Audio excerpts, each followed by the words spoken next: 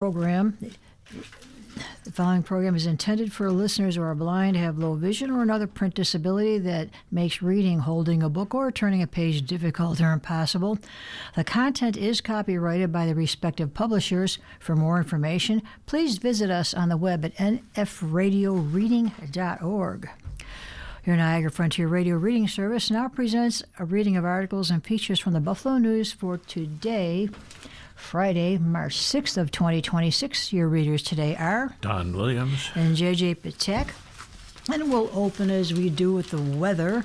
And this morning is extremely foggy outside.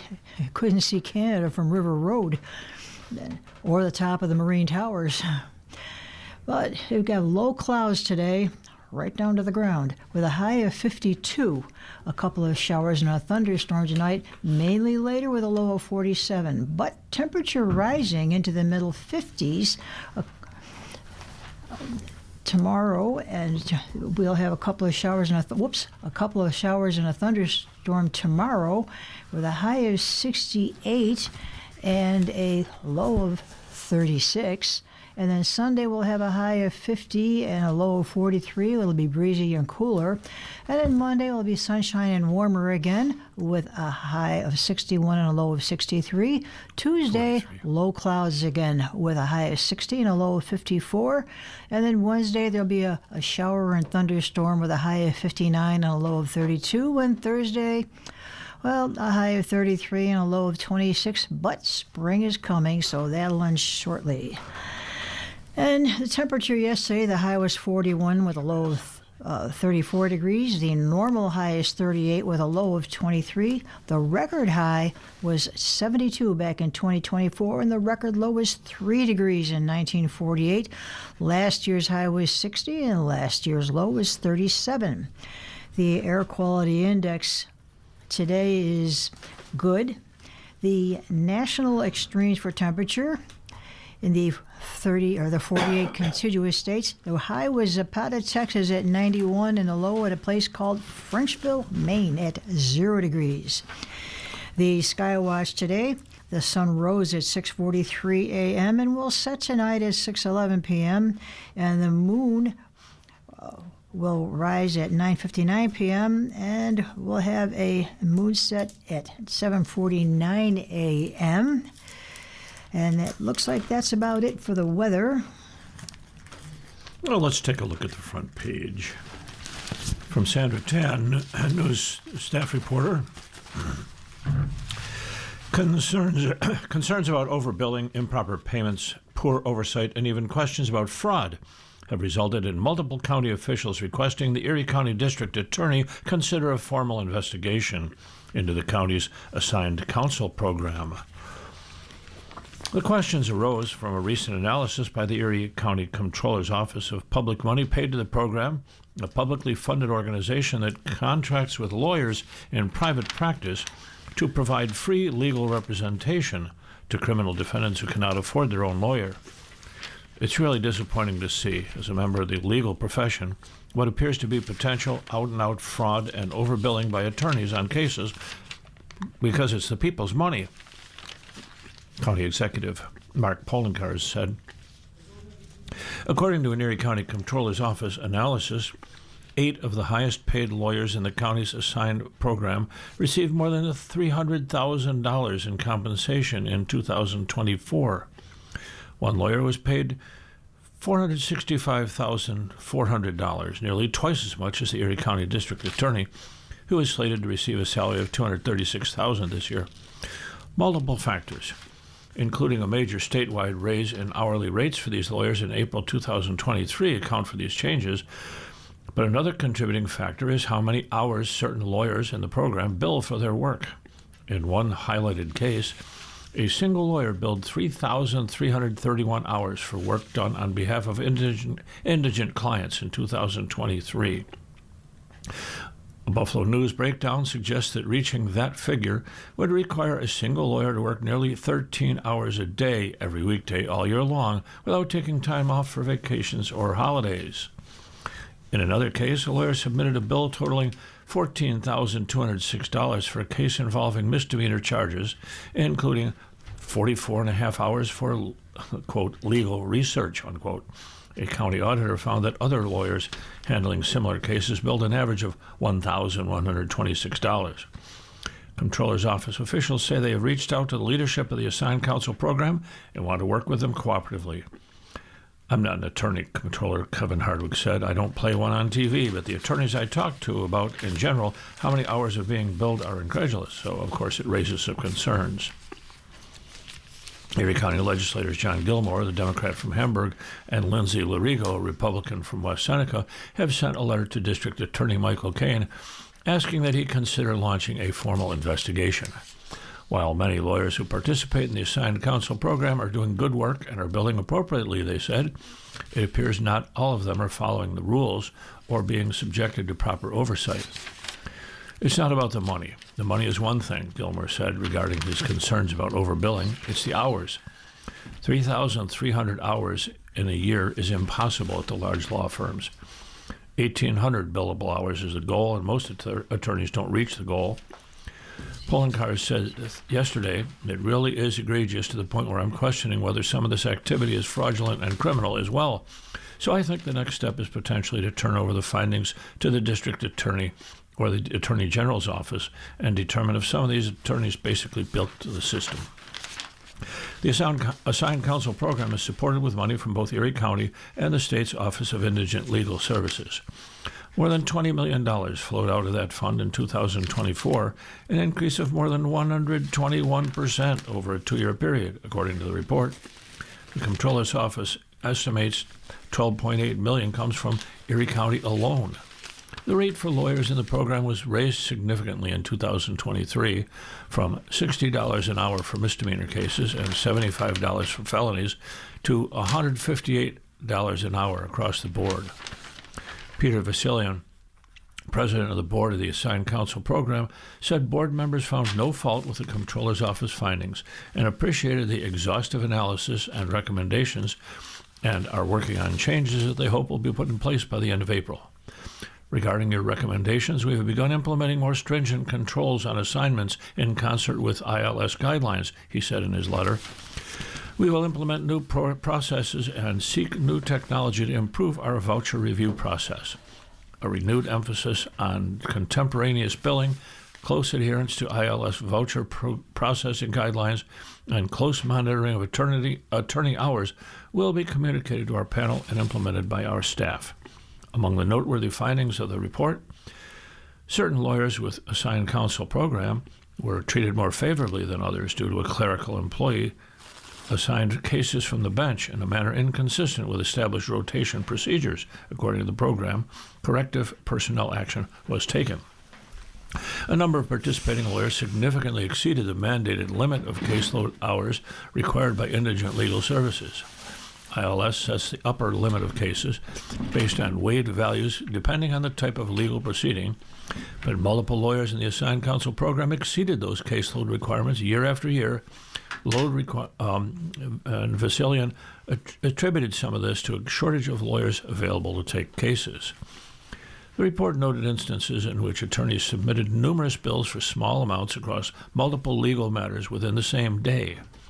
Each invoice alone appeared reasonable, but taken together they were considered excessive compared with averages, indicating a lack of proper oversight and review by the assigned counsel program. On one review date, the attorney billed 9 hours to one matter while also recording activity on 17 additional cases, the report said. A number of the board members who oversee the assigned counsel program are also lawyers who participate in the program and bill for cases, an issue flagged by the Comptroller's Office as being a conflict of interest. While requirements exist for lawyers to submit vouchers to the assigned counsel program within 30 days of a case being closed, the assigned counsel program still approved 264 invoices for payment that should have been denied, according to the report. In addition, despite instructions about tighter adherence to submission deadlines due to the increased rate, the program approved a 48-day amnesty period in July 2024 to give lawyers more time to file their payment vouchers, resulting in a substantial influx of submissions and contributing to elevated payment totals. Even though payment vouchers are supposed to be subject to judicial oversight, particularly for high-value billing for certain cases, 8th Judicial District Administrative Judge Amy Martocci issued an order automatically approving payment vouchers if they were reviewed by the assigned council program staff. Under this framework, vouchers were automatically approved if judicial action was not taken within 30 days, the report stated. Of 34 vouchers seeking payment of $9,900 or more, only 7 were approved by a judge.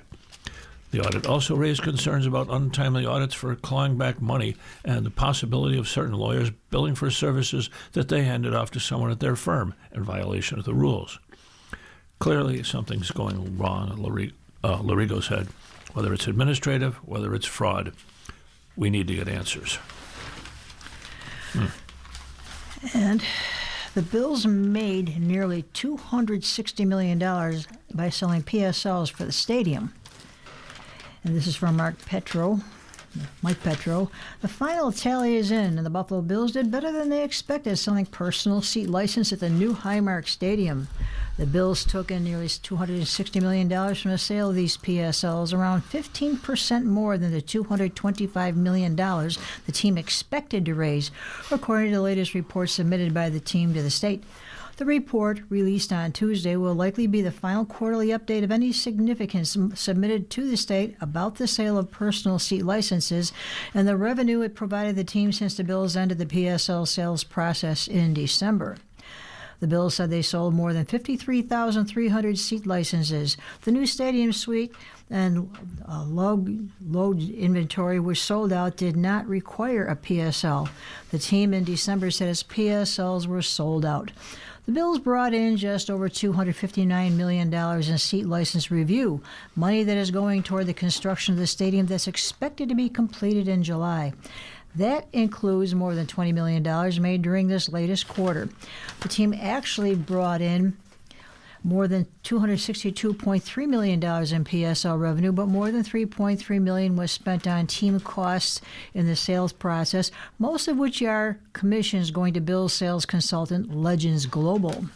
The revenue is critical for the team because it does not need to be shared with the league and can go right into the rising construction costs. The Bills received $850 million in public funds for the project, but the team is on the hook for the remainder of the costs, including all overruns.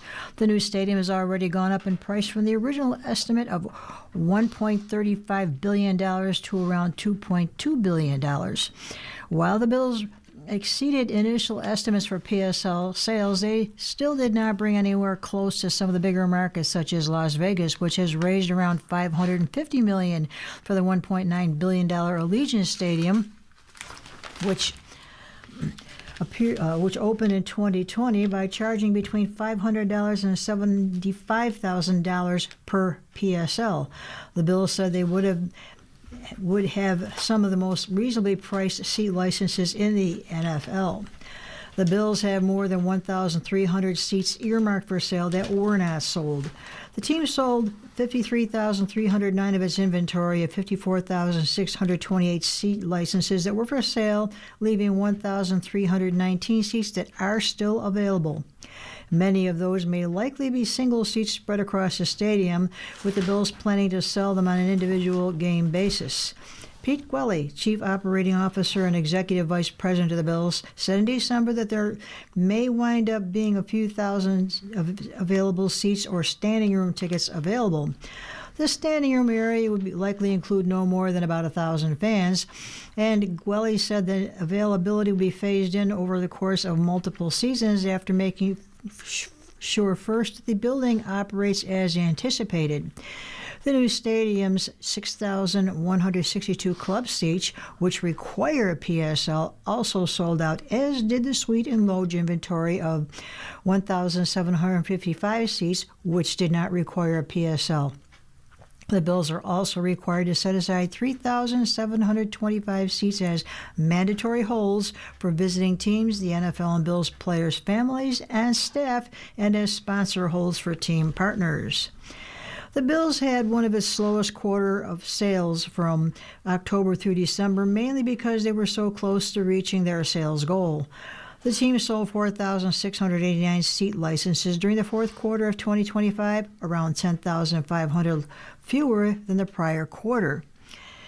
As of September 30th, the team had sold 48,620 PSLs. They sold 15,126 PSLs during the third quarter of the year, running from July 1st to September 30th, the most the Bills have sold in any quarter since they began offering PSLs to fans in March 2024. During the second quarter of the year, the Bills sold more than 14,500 seat licenses, and in the first quarter, they sold 7,890 PSLs. After a slower start to PSL sales because the team was selling more expensive club seats and high-end lower-level seats, seat licenses sales took off once the Bills shifted to more affordable seats that carried lower seat licenses. The seat licenses in the 400 level were going anywhere from $750 to $2,500. In the lower level, in and around the end zones, they got as low as $2,500 per PSL. Club seats range from $8,000 to $50,000 per PSL at the new stadium, and some of the higher-end lower-level seats were going for between $5,000 and $10,000 for a seat license. The Bills will be taking around 75% of their current season ticket holders with them when they move next season. That's the highest number of current season ticket holders to go from an old to a new building on a project led by Legends Global, which has collaborated on selling seat licenses for 6 new NFL stadium projects since 2009.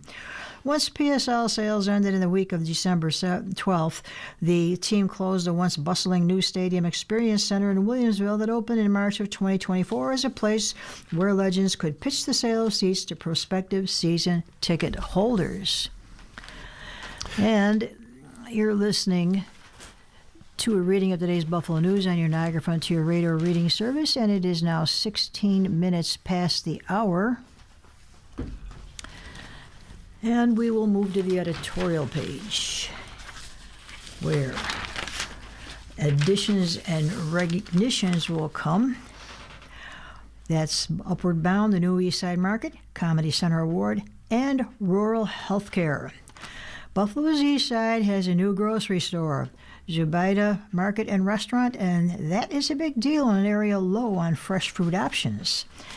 As reported Buffalo News' Samantha Chrisman, it's been years in planning, but the Buffalo Trade Center in the Broadway-Fillmore neighborhood held its soft opening on February 20th. Southeast Asian immigrants have been stepping in on the East Side with entrepreneurial food ventures. These venues offer Bangladeshi, Pakistani, and Indian goods that cannot be found at traditional grocery stores.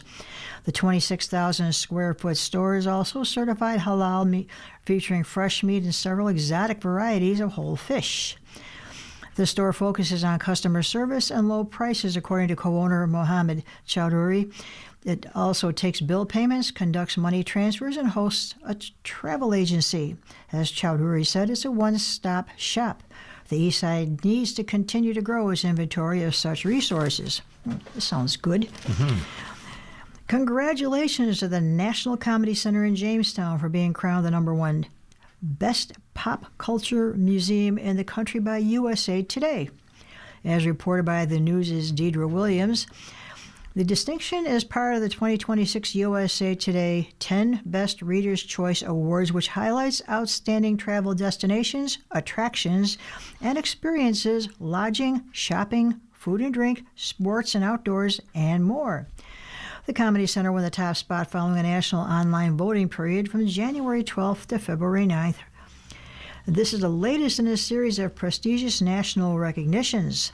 After spending time on the U.S. News & World Report's list of 25 top family weekend getaways in the U.S. in August of 2023, the Comedy Center was named the best new museum in the country by USA Today in February of 2020.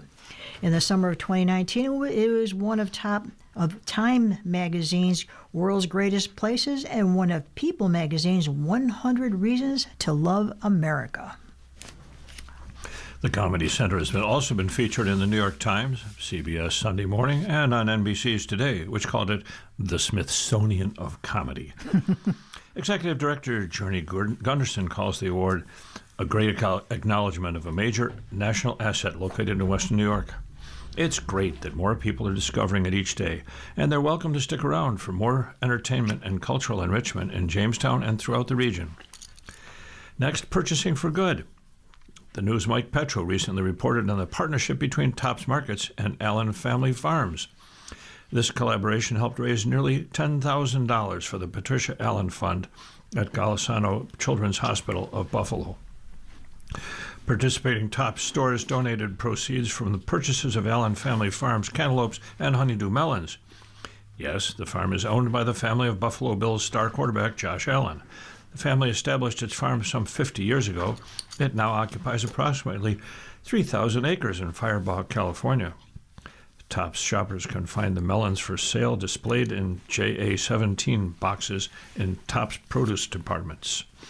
The money spent on those fresh goods goes to a worthy cause, pediatric care initiatives that support children and their families throughout the region. And finally, rural care. St. Bonaventure University recently received nearly $2 million in grants that will support 2 initiatives designed to meet the healthcare needs in rural communities. As reported by the News' Matt Glenn, the university was awarded $750,000 from the Mother Cabrini Health Foundation to help launch a mobile health clinic, Wellness on Wheels, to be piloted in 2027. St. Bonaventure also received $1.1 million in federal funds to support development of a Center for Rural Health Innovation and Training at its campus in Allegheny. The funding will go a long way in bringing much-needed health care resources to rural communities in Cattaraugus and adjoining counties. Good for them. And now we move on to our editorial cartoons. The first one is from John Deeringer Creator Syndicate, where we have a picture of a drawing of the White House, which you all know they tore down the East Wing to build this fantastic ballroom that we all know they needed. And it's got a big banner across the bottom that says, "Distraction accomplished." Evidently, they planned on things being distracted from this spending with all the other things going on. If you can keep track of all that, God bless you. Totally. And then from the Michael Ramirez of Creator Syndicate, we have a giant trashy mountain topped by Vladimir Putin sitting on an ornate throne. And he's saying the Iran strikes are a pre-planned and unprovoked act of armed aggression against a sovereign and independent UN member state. That trash evidently being his own incursion into Ukraine. From the Dallas Morning News, Carl Lubsdorff writes the big editorial for today, "Why Trump Fears an Imminent Democratic Takeover in Congress." The two political parties regularly win and lose control of Congress without it threatening the country's well-being. President Trump and the Republicans are behaving as if they fear this time will be different.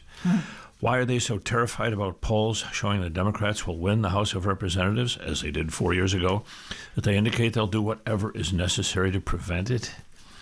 It's not the legislation a Democratic House would try to pass or prevent. It's not the fact that New York Representative Hakeem Jeffries would displace GOP Speaker Mike Johnson as second in line for the presidency.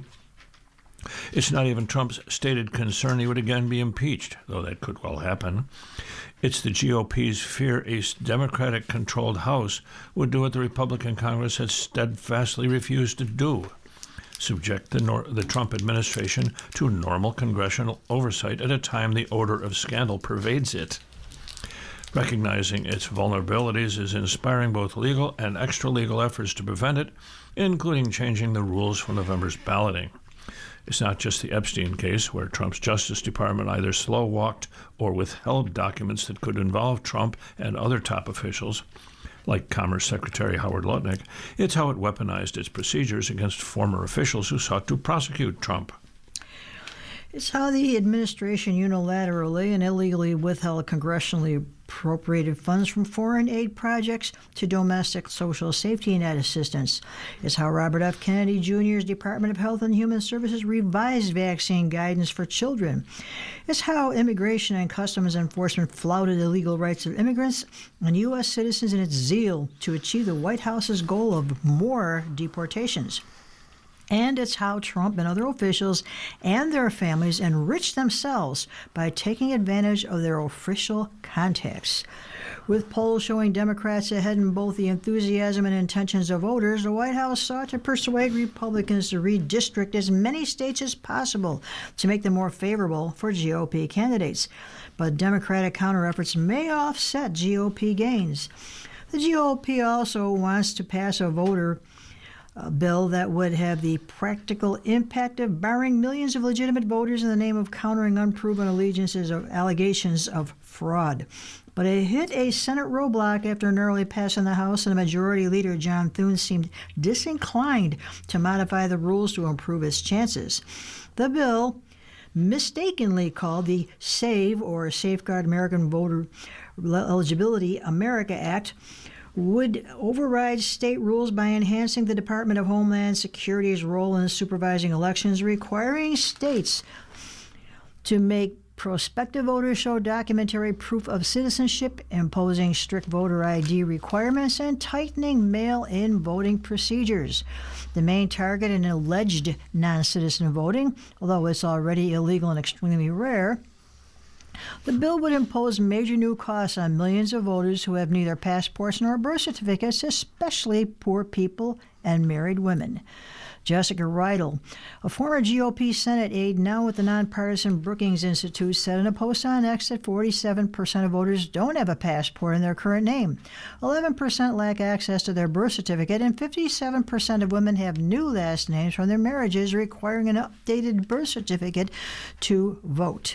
Now, the Washington Post reported that Trump is considering an executive order to implement some of the stalled bill's questionable procedures and give the federal government unprecedented and probably illegal power over November's balloting. According to the Post, the proposed executive order being pushed by election deniers would declare a national emergency on national security grounds, the unproven contention that China interfered with the 2020 election, and use it to ban mail-in voting and voting machines. That's the election Trump falsely claims was rigged against him. A 2021 intelligence review concluded China considered efforts to influence the 2020 election but didn't go through with them, the Post said. But that hasn't stopped Trump from directing Tulsi Gabbard, the director of national intelligence, to investigate alleged foreign interference in U.S. elections. That would be Trump's second executive order since returning to office that sought to increase federal authority over elections. Court challenges blocked the first one, requiring the states to submit their voter registration data to the Homeland Security Department. Any new one would presumably encounter the same resistance. That's because Section 4 of the Constitution's Article 1 is quite explicit in giving states, not Washington, the authority over congressional elections. It says, "The times, places, and manner of holding elections for senators and representatives shall be prescribed in each state by the legislature thereof, but the Congress may at any time by law make or alter such regulations, except as to the place for choosing senators." In a podcast interview with former FBI Director Dan Bongino, Trump urged GOP officials to take over voting procedures in 15 unnamed states. The Republicans ought to nationalize voting, he said. In one promising note, ICE said its agents would not monitor polling places next November, easing a persistent concern of Democratic and other local officials. But the midterm elections are still 8 months away, and critics fear that Trump's illegal efforts to interfere with them have only just started. For clarity, we're talking about the bill imposing problems for married women. The problem is married women often take their husband's surname. Yes, they do. And then they don't match their birth certificate. So you have a different name on your birth certificate and your marriage, your current identification, and suddenly that becomes a problem. Yeah, really. They're just looking for ways to make problems, I guess. Well, you're listening to a reading of today's Buffalo News on the Niagara Frontier Radio Reading Service. It's 29 minutes past the hour. And something a little more lighthearted from Rabbi Alex Lazarus Klein, who will miss even the dirtiest parenting jobs. And he writes, nostalgia for diapering is a thing. To wake up in the middle of the night is one thing. To wake up in the middle of the night with a child staring at you is something entirely different, especially when that child is telling you they have just thrown up. While still groggy and unsure of exactly what part of the middle of the night it actually is, I'm sure one thing, which is confirmed as I stumble over to his room. No, he did not make it down the hall to the bathroom in time. As I put the heavy-duty cleaning solution in the wet vac and drag it upstairs, I take a moment to consider all the many other times I have cleaned up vomit from a kid's room. There was that time when the stomach flu and lice outbreak hit our household simultaneously. As soon as I went to put one load of laundry in, I was upstairs to collect another. This seemed to go on for days at a time. Each time, a child would recover from one bout, another would ensue. I definitely earned my stripes as a parent that week. Then there was a time when one of our dogs got hold of an entire container of chocolates. And no matter how many times we sent her out in the yard to relieve herself, it was never enough. Or the time we evacuated our house in the middle of the night because of faulty carbon monoxide monitor, only to have one of our other dogs take off into the dark.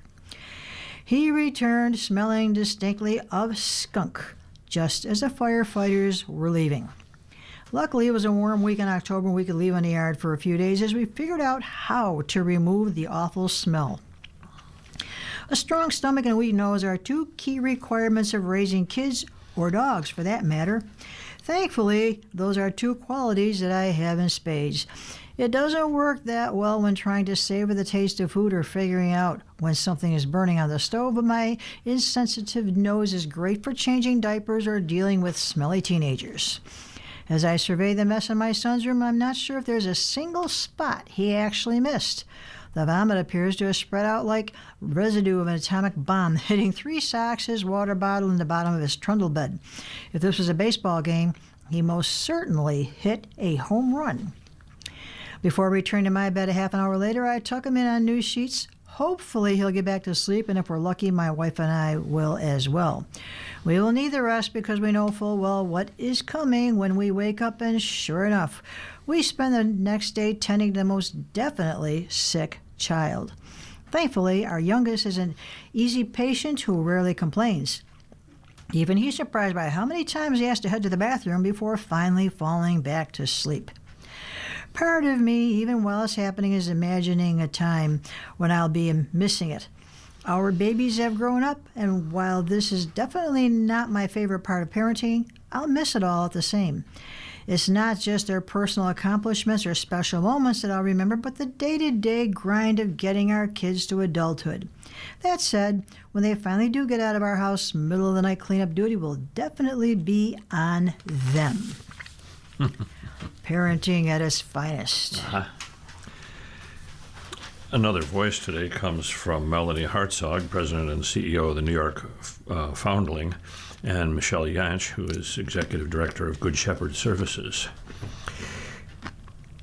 Here's the headline: Human service workers are ridiculously underpaid. Each day, tens of thousands of Buffalonians wake up to care for our children, tend to aging residents, counsel young people in foster care, and look after those with developmental disabilities. These human service workers inspire us all, but they are suffering amidst a devastating poverty crisis, and it's time to finally do something about it. This workforce, 90% of whom are women of color, is underpaid on average by $20,000 annually, with wages increasing just 3% since 2000. 3% increase in 25 years. More than 80% earn less than the cost of living, and it's exactly why turnover is such a persistent problem in this field. Those are statewide figures. In Buffalo, it's even worse. 17% of all human service workers here live below the poverty line. In New York, only Elmira, at 18%, had a higher rate. Nearly 10% of working New Yorkers are employed in this sector. Is it any wonder that Buffalo has a median household income of $50,000, while the statewide median is $85,000? Or that 26% of residents here live in poverty compared with 14% statewide? That's why we founded the Bump NY campaign, to reverse this trend once and for all. We commissioned a study by CUNY's Institute for State and Local Governance to understand just how much a worker needs to earn to support themselves. We learned that's $60,000 annually, or $29 an hour, far higher than the $21 an hour average we see nowadays. There is statewide legislation that would mandate and fund these higher wages for all care workers. To be sure, New York is in a budget crunch, but the cost of inaction is far higher. In Buffalo alone, raising wages for the 30,000 local human service workers impacted by the legislation would, under conservative assumptions, generate $632 million in economic activity. The poverty rate in the local workforce would drop from 17% to 2%. Statewide, we can lift 100,000 people out of poverty and create up to $1 billion in economic infusion. The folks who care for our loved ones should know we have their backs just as they have ours. For too long, New York and Buffalo has ignored this workforce to everyone's detriment. We can and must put an end to that once and for all. Yes, I know many of those people, and they're struggling. Mm-hmm. And they have a tough job. Very tough job. Well, from Buffalo next, small businesses may not fight to recoup tariffs. This is from Nicholas B. Brown and Tom Hulls from Reuters. The day the Supreme Court struck down the tariffs that had cost Ian Rosenberger's backpack company Day Owl tens of thousands of dollars, friends started texting him their congratulations. He didn't share their elation. I don't see any possible way to get that money back, said Rosenberger, whose Pittsburgh-based company with just a few $1 million in sales likely could not afford attorney's fees. About 2,000 companies, including FedEx, Costco, and L'Oreal, have sued for refunds in the Court of International Trade, with more litigants likely. The Supreme Court ruled on February 20th that the use of emergency tariffs exceeded President Trump's authority, and many businesses are now girding for a months to years-long fight to get their money back. But numerous small company owners are coming to the conclusion that, while ruling is a win on paper, recouping tariff expenses won't be easy if it happens at all. Lawyers and business owners may say that suing for refunds would divert their time, money, or both from the need to keep operations running.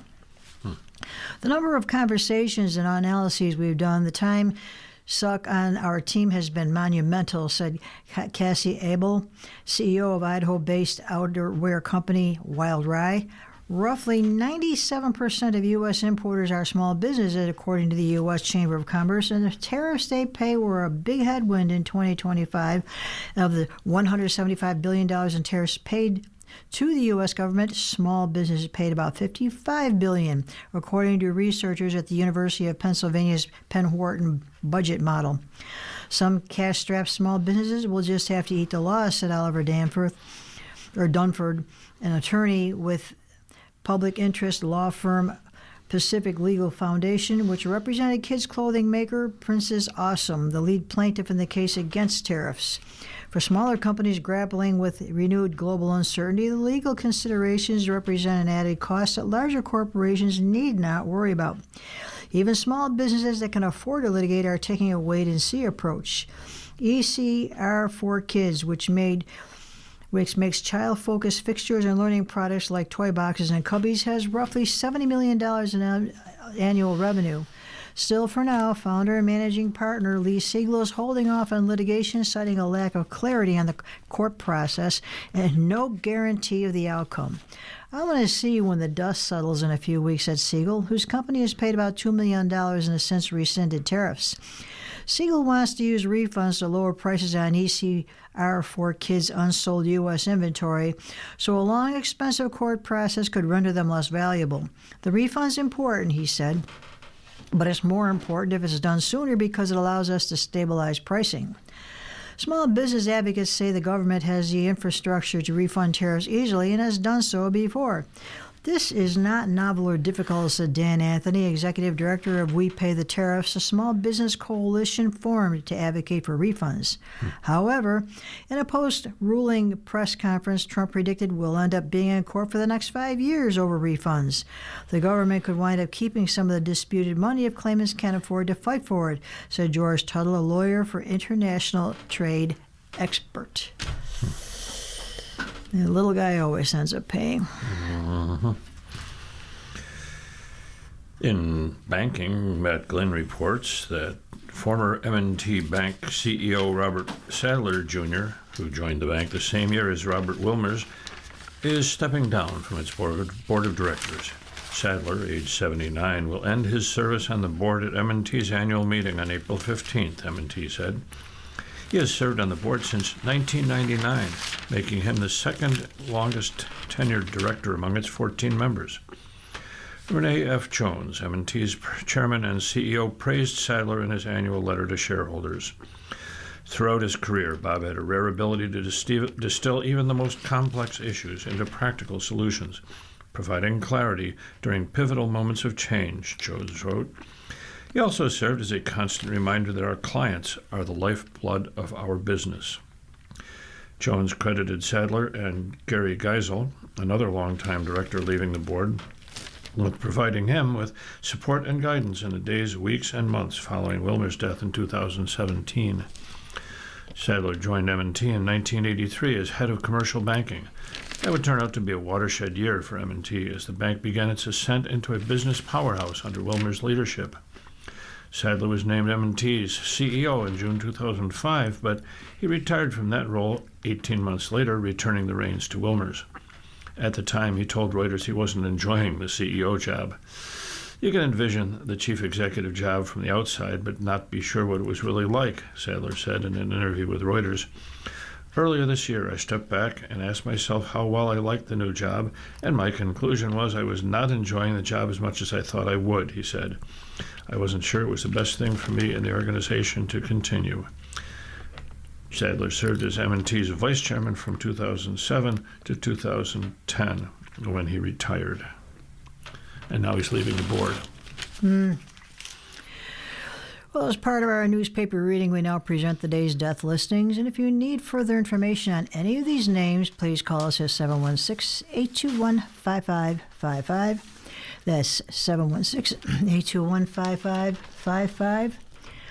Aquilina Samuel, age 79. Diabo Nee Wilk, Joanne D., who is of Hamburg, who is 88 years old. Goliski Carol Ann Nee Kane of North Tonawanda is 75 years old. Redmond Daniel E. of South Buffalo is 87 years old. Skinner Melanie Ann Nee W.I. Whitepij, W-Y-P-I-J of Cheektowaga, age 60, and Stanley Mary, 81 of Buffalo. Again, if you need further information on any of these names, please call us at 716-821-5555. That's 716-821-5555. And we do have one obituary of note. Lou Holtz, 89, a legendary Notre Dame football coach. Lou Holtz never met an opponent that couldn't beat him. There's a legacy. Somehow he squeaked out nearly 250 wins and a national title while cementing himself both as one of the most lovable and unlikable characters in college football, a one-of-a-kind iconoclast in a profession brimming with originals. The pint-sized motivator who restored greatness at Notre Dame and demanded it everywhere else he went died in Orlando, Florida. Notre Dame announced Wednesday he was 89. Spokeswoman Katie Lonergan of the family did not provide a cause of death. Notre Dame mourns the loss of Lou Holtz, a legendary football coach, a beloved member of the Notre Dame family, and devoted husband, father, and grandfather, said the Reverend Robert A. Dowd, president of Notre Dame, in a statement. His son Skip, who followed Holtz into coaching, said in a post on X that his father had passed away and was resting peacefully at home. He was successful, but more important, he was significant, Skip Holtz wrote. Holtz went 249, 132, and 7 over a career that spanned 33 seasons and included stops at Minnesota, Arkansas, South Carolina, most notably Notre Dame. It was there that he won his lone national championship in 1988, capped with a win over West Virginia in a Fiesta Bowl, but highlighted by a 31-30 victory earlier in the season over Miami, and one of the notable meetings in the Catholics versus Convicts rivalry of the 1980s. Armed with a homespun brand of folksiness that could trickle into corny but always contained a kernel of truth, Holtz lit up bulletin boards and motivational posters with dozens of memorable quotes and pithy observations, virtually all of them constructed to inspire, such as, life is 10% of what happens to you and 90% of how you respond to it. Well, that's pretty smart. When all is said and done, more is said than done. That's true. You're never as good as everyone tells you when you win, and you're never as bad as they say when you lose. He could make any team from Akron to Army to Alabama sound like a world beater on any given week, and more often than not, his Fighting Irish figured out a way to scratch out the wind. Mm-hmm. Louis Leo Holtz was born in January 6th of Fullenby, West Virginia, and aspired to be a high school football coach. His future wife broke off their engagement in 1960. That's when Holtz, once a 150-pound linebacker at Kent State, took a graduate assistant job at Iowa. A year later, he married Beth Barkus, and they were together more than 50 years. She inspired him again in 1966 when, 8 months pregnant with their third child, Holtz was jobless. Beth bought him a book about setting goals, and Holtz created a wish list of what he wanted to do: attend a White House dinner, appear on The Tonight Show, and see the Pope. Holtz said there are 107 entries on the list, and she said, gee, that's nice. Why don't you add get a job? So we made it 108. In 2008, Holtz was inducted into the College Football Hall of Fame, and Notre Dame placed a statue of him outside his home stadium. He said numerous times that his plan was to be buried on that campus as well. He figured it was only fitting because, as he said in 2015, the alumni buried me here every Saturday. And again, if you need further information on any of these names, please call us at 716-821-5555. Time for a look at the stars. Here's Georgia Nichols' column. Happy birthday for Friday, March 6th, 2026. You are an idealist with a quest for perfection. You are motivated, tenacious, imaginative, and sensitive. This is a year of new beginnings, adventures, and major changes in your life. For Aries, today you have to go along to get along. Shortages are likely. Make no important decisions. Do not make demands on others. Tonight, socialize. Taurus, tread carefully at work today because today's moon alert lasts all day, which can create fuzzy thinking. I don't need the moon for that. However, it can also promote imaginative, creative solutions. Tonight, get organized. Gemini, that's me, because there is a moon alert all day, things feel loosey-goosey or vague. You might feel indecisive. However, this same influence is fabulous for imaginative, creative projects. Tonight, play. Cancer, if you can just take it easy and veg at home today, that might be your best choice. Yes, we're talking daytime TV, a guilty pleasure. Stay Tonight, home. Relax. Leo, you might feel your daily efficiency is suffering today because of a lack of conviction or focus. And that is exactly what is happening because of the moon alert happening all day. Tonight, conversations and learning. Virgo, be careful because there's a moon alert in effect all day today, taking place in your money house. This means don't lend money, don't spend money, and don't make financial decisions. Tonight, check your money. For Libra, there's a moon alert all day in your sign, making you indecisive and not sure what to do. The tricky thing is if you do make an important decision, you might later regret it. Tonight, you're strong. For Scorpio, there are 4 planets right now urging you to explore your creativity. It's also a good time to enjoy playful activities with kids and social outings. Tonight, enjoy solitude. That doesn't make sense. Make Either up you're- your mind there, Georgia. Really? Make up my mind. Did I read that right? Yeah. Sagittarius, this is a good day to schmooze with friends and enjoy the company of groups. However, do not commit to any important mandate or line of action. Tonight, schmooze and be friendly. Capricorn, when talking to parents, bosses, VIPs, or the police today, be careful because today is ripe for dubious decisions. Tonight, show respect. Aquarius, you might feel the wanderlust today, which is why travel or making travel plans will be appealing to you. Tonight, learn and discover. For Pisces, be careful because with Mars in your sign, you're keen to act and to defend yourself. It's a poor day to make decisions about shared property. Tonight, check your finances. There's the stars. Yeah. Sorry, I had to laugh at some of those. Yeah. Make up your mind, Georgia. Today in history, on this date in 1820, President James Monroe signed the Missouri Compromise, which allowed Missouri to join the Union as a slave state and Maine to join as a free state, while banning slavery in the northern portion of the Louisiana Territory. In 1836, the Alamo in San Antonio, Texas, fell as Mexican forces led by General Antonio Lopez de Santa Anna stormed the fortress after a 13-day siege.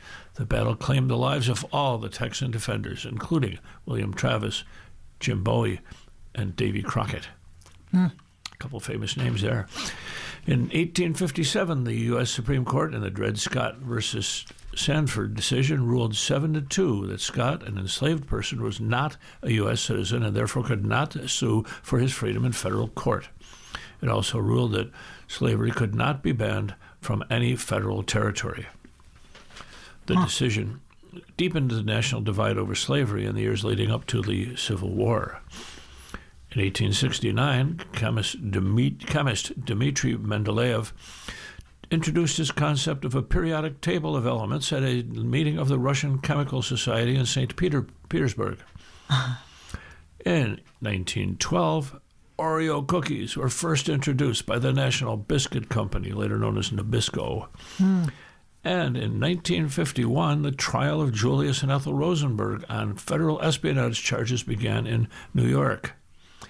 Both were subsequently found guilty, sentenced to death, and then executed in 1953. So a lot of things happened on March 6th, historically. Yeah, that table of the periodic table, there's instigated more jokes that you have to know all that in order to understand the jokes. Yes, indeed. My brother-in-law has a hilarious shirt that you got to understand what it is. And then there's Oreo cookies. Well, back to Buffalo next, the Trump repeal of emissions will change up a lot car lot options, and this is from Julian Torres of CNN. With the Trump administration effectively dismantling automotive emissions regulations, cars on dealership lots could see some changes. Your next car could be bigger, with fewer fully electric options, but it also might be a hybrid. The repeal of Environmental Protection Agency's 2009 endangerment finding effectively terminates the greenhouse gas standards that governed automakers for more than a decade and a half. The repeal followed Congress's zeroing out of penalties for violating corporate average fuel economy targets as part of the One Big Beautiful bill. You have to figure out what's big and beautiful. Well, it's big, but beautiful. The results of the drastic shift fall into two main categories, affecting the kinds of vehicles offered as well as the technology that's inside of them.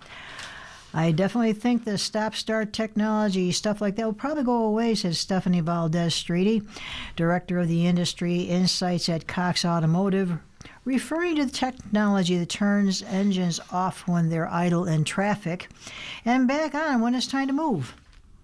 Other technologies that could be phased out include waste heat recovery systems that pull heat from the car's engine into the interior, solar reflective surface coating, and high-efficiency exterior lights. But those technologies aren't going away instantly.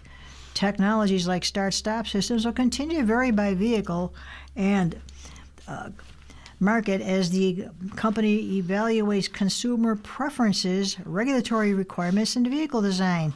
Anne Marie Fortunet, a spokesperson for Stellantis, Americans could see a priority shift on dealership lots too. Automakers could churn out the vehicles that just aren't in demand, but those with the highest profit margins, such as big SUVs. Deregulation gives the manufacturing some breathing room to really produce more of those profitable vehicles, Valdez Streety said, in reference to higher margin combustion engine and hybrid options, as well as bigger trucks and SUVs that are historically favored by Americans. I think we'll start to see more of those in the dealer lots. According to Cox Automotive data, full-size trucks are up 14% over a year, full-size SUVs are up 23.9%, and mid-size trucks are up 21.2%. Even before the repeal, many automakers were scaling back their hybrid and EV ambitions over the last few years. Stellantis canceled its line of Jeep plug-in hybrids earlier this year, and companies including Nissan and Tesla have halted or ended some EV models entirely. But the regulatory changes do not mean a wave of radically different vehicles will hit dealerships overnight. From the Political Notebook, House Speaker Mike Johnson and the GOP leadership are calling for Republican Representative Tony Gonzalez of Texas to withdraw from his re-election race after he admitted having an affair with a former staff member who later died by suicide. The Republican leadership announced its decision yesterday, a day after Gonzalez acknowledged a relationship that has upturned the political world in his home state and in Washington, and after the House Ethics Committee announced an investigation into his conduct. Johnson, a Republican from Louisiana, has been under enormous pressure from his own GOP lawmakers to take action, and several Republicans have already called for Gonzalez to step aside. Regina Ann Santos Aviles, age 35, died after setting herself on fire in the backyard of her home in Uvalde, Texas. Her death was ruled a suicide. I made a mistake, and I had a lapse in judgment, and there was a lack of faith, and I take full responsibility for those actions, Gonzalez said. The congressman, now in his third term, has said he would not step down. Meanwhile, also in Washington, a federal panel reviewing President Trump's plans to build a ballroom at the White House has set April 2nd for a final vote on the project, the chairman said, as his agency prepared to give additional consideration to the construction plans. Will Scharf, chairman of the National Capital Planning Commission and a top aide to the Republican president, made the announcement yesterday at the start of this panel's March meeting. The panel will hear additional details about the project from the White House, as well as its own staff, and had been expected to vote yesterday. But Scharf announced that the vote was switched to April to give every member of the public who wants to comment a chance to do so. More than 100 people had signed up to comment at yesterday's meeting, which was being conducted online as a result.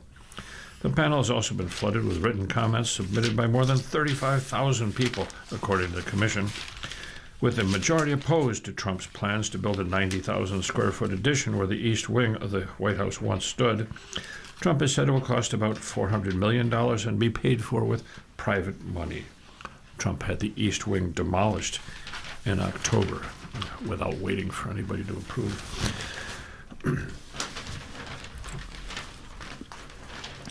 We were listening to a reading of articles in the Buffalo News for today, Friday, March 6th, 2026. If you need further information, on your Niagara Frontier Radio Reading Service, and we'll return for more readings after this short break. Your readers today are Don Williams and J.J. Patek.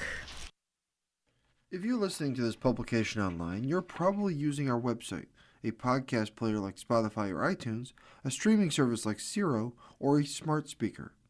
Did you know that we now have a dedicated app that can be downloaded to any mobile device, like a smartphone or tablet, for free?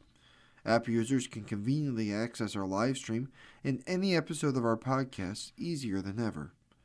To download the app, just type NFRRS in the search window in the Apple App Store or in the Google Play Store. Contact us anytime if you have any questions by calling 716-821-5555, extension 5. Thank you.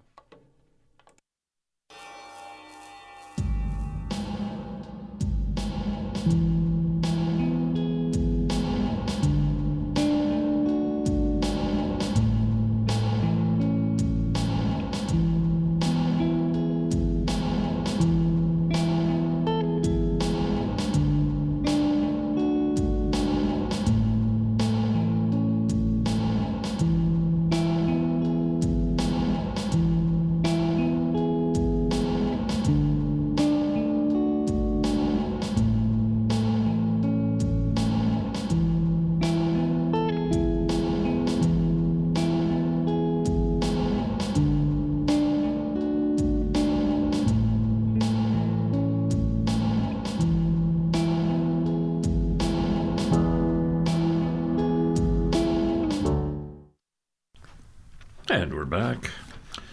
We'll continue now with reading of articles from today's Buffalo News. Your late readers today are J.J. Patek. and Don Williams. We begin our second hour with local news. Hochul wants a law to protect refugee rights. She says Shah Alam's family should be able to sue the government. Yes. This from Albany Bureau Chief Robert Gavin. Calling the actions of Federal Border Patrol agents cruel and depraved, Governor Kathy Hochul yesterday said the family of refugee Nurul Amin Shah Alam should be allowed to sue the Trump administration in state court over the 56-year-old man's death. Yes. In keeping with the proposal in her $263 billion budget, Hochul said state law should allow people such as Shah Alam or their survivors to sue the federal government for reported violations of their civil rights. On February 19th, U.S. Customs and Border Patrol agents dropped Shah Alam, who was mostly blind and wearing soft jail-issued booties instead of shoes, at a Tim Hortons restaurant on Niagara Street after the restaurant's dining room had closed. 5 days later, Shah Alam was found dead on Perry Street, about 4 miles away. Border Patrol agents did not notify anyone that they had left Shah Alam at the restaurant, and the Rohingya refugee who fled Myanmar and who had lived in a refugee camp in Malaysia for 20 years did not have a phone or any means to contact his loved ones, who searched for him for days until police found his body last week. I want there to be a private right of action for all the individuals whose rights have been trampled by this administration, Hochul told reporters in New York City. I want that passed sooner rather than later. The governor's comments came hours before President Trump dismissed U.S. Homeland Secretary Kristi Noem to be replaced by Senator Markwayne Mullin, an Oklahoma Republican. Hochul has previously said federal agents are out of control as well as un-American. She had asked Noem to step down. Hochul responded to news of Noem's firing on Thursday on the social media platform X. Finally, the government wrote in a post, when Kristi Noem's ICE agents violated the basic principles of democracy and tormented our communities, she forfeited her right to lead. Hochul said she sat with Fatima Abdul Rashid, Shah Alam's widow, who was sobbing over the loss of her husband. Hochul said federal border agents dumped Shah Alam with such depravity, such cruelty. Who does that? Hochul said. And they left him there. I think that families should have a right of action against the federal government in court, and I want to get that passed right now. Hochul's proposal, first mentioned in her State of the State address, followed the shooting in Minneapolis of Renee Nicole Good, age 37, by U.S. Immigration and Customs Enforcement officer January 7th. On January 24th, federal border officers fatally shot Alex Pretty, age 37, in Minneapolis.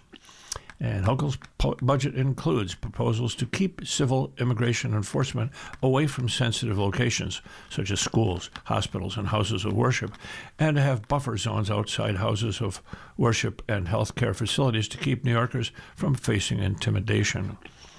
Shah Alam had spent a year incarcerated at the Erie County Holding Center after an encounter with Buffalo police in February last year, just a few months after he was granted refugee status and resettled from Malaysia to Buffalo. Shah Alam was lost and carrying a backpack and entered a backyard. Let me try this again. Shah Alam was lost and entered a backyard carrying 2 poles. His family said they were curtain rods he was using as makeshift walking sticks. When police confronted him, he was unable to understand their commands. As he was arrested, police say he bit 2 officers. Shah Alam was originally charged with a felony, but attorneys from the Buffalo Legal Aid Bureau negotiated a plea deal, and Shah Alam pleaded guilty to misdemeanors.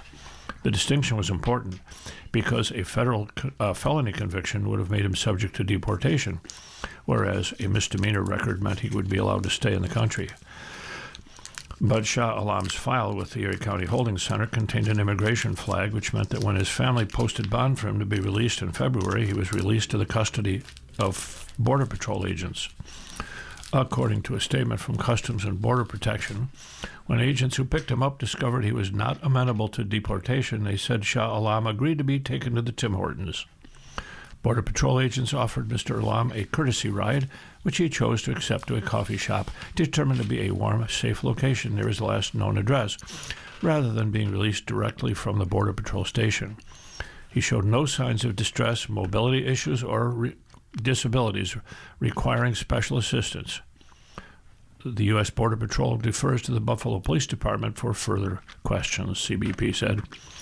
When asked if he wanted to amend the statement in light of video published last week that appeared to show Shah Alam walking away from the darkened Tim Hortons in orange footwear, the spokesman declined and referred a reporter back to the initial statement. Good grief. This is a sad story. And on the same note, prior to firing, Noam was grilled on Buffalo death. This is from Aaron Bessiker of the News Staff. Kristi Noem, the now former Homeland Security Secretary, this week faced questions from Congress about the Rohingya refugee living in Buffalo found dead last week, days after being released into the custody or from the custody of the Border Patrol agents. Noem was made to answer pointed inquiries from Republican and Democrat lawmakers on the Senate Judiciary Committee on Tuesday and House Judiciary Committee on Wednesday, her first appearance before federal lawmakers since federal agents killed protesters Renee Good and Alex Preddy in Minneapolis. On Thursday, President Trump announced Noem's firing on social media, according to various news agencies. During the oversight hearing in the House, Republican Jerry Nadler, Representative Jerry Nadler, a Democrat from New York, cited the death of Nur al-Amin Shah Alam among a series of incidents and reported misconduct by federal agents. So, Secretary Noem, I want to know if there will be any kind of accountability for the incidents I've described today, Nadler said. Will the agents who lied at Columbia face discipline, or the officers who forced their way into my office? What about officers in Buffalo who abandoned a barefoot blind refugee in the middle of a freezing night, miles away from his home? Will any of them face accountability? Sir, you talk about several different specific cases. What I always say is some of your facts are wrong in some of those cases, but also they are all still being reviewed, Noem said. We do have a review process in the ICE agency within that department that goes through and does OPR, which is the Office of Professional Responsibility, make sure that all protocols are followed in every single case. On the evening of February 19th, Border Patrol agencies left Shah Alam, 56, a mostly blind man with mobility issues who spoke almost no English, at a Tim Hortons in Black Rock, several miles from his home on Buffalo's east side. The dining room of the coffee shop was already closed. Federal authorities didn't notify Shah Alam's family that he'd been dropped anywhere. Shah Alam was not wearing shoes, but orange jail-issued booties instead. He was found dead 5 days later on Perry Street in downtown Buffalo, about 4 miles from the coffee shop. On February 25th, the day after he was found dead, a spokesperson for Customs and Border Protection said in a statement the agency was alerted by the Erie County Sheriff's Office about a non-citizen in their custody. Agents determined that Shah Alam was not amenable to removal. Border Patrol agents offered him a courtesy ride, which he chose to accept, to a coffee shop determined to be a warm, safe location near his last known address, rather than be released directly from Border Patrol station, the agency said. He showed no signs of distress, mobility issues, or disabilities requiring special assistance. Border Patrol agents took Shah Alam from the Erie County Holding Center on February 19th.